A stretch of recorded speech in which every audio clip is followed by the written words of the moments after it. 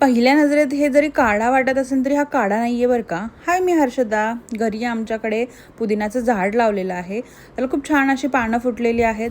उन्हाळा आहे, खराब होऊ शकतात लवकरच, म्हणून मग मी डिसाईड केलं की चला हे वापरून घेऊयात. म्हणून मग लिंबू सरबत बनवायचं ठरवलं. ह्याची जी पुदिनाची पानं होती मी ही मिक्सरमधून बारीक करून घेतली होती, पण तरीसुद्धा ती काही बारीक क्रश झाली नाहीत, थोडीशी मोठी मोठीच राहिली, पण तरीसुद्धा त्याचा खूप छान असा स्वाद पाण्यामध्ये उतरला होता. आणि मी असंच घ्यायचा विचार केला होता पाण्यासोबत, पण तो काही छान वाटला नाही. चौथा म्हटलं काढून टाकावा, त्यामुळे पुन्हा त्याला गाळून घेतलं आणि मस्तपैकी एन्जॉय केला. आमच्या आहोनी ऑलरेडी आमरस बनवला होता. म्हटलं जरा मस्तपैकी पुरी आणि आमरसचा बेत करूयात, म्हणून पुऱ्या तळायला घेतल्या. पहिलाच आमरस होता, त्यामुळं सर्वात अगोदर देवाला नैवेद्य दाखवला.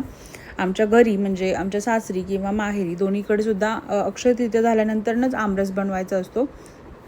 पण आम्ही ह्यावेळेस आंबे घेऊन आलो होतो. आम्हाला दोघांना पण खायची इच्छा होती, म्हणून मग आम्ही ऑलरेडी केला होता. छानपैकी दोघांनी रेडी झालो. त्यानंतरनं संध्याकाळी फिरायला गेलो होतो आणि संध्याकाळी सूर्यास्ताचा असा आनंद घेत आम्ही आजचा दिवस संपवला. Thank you so much. बाय.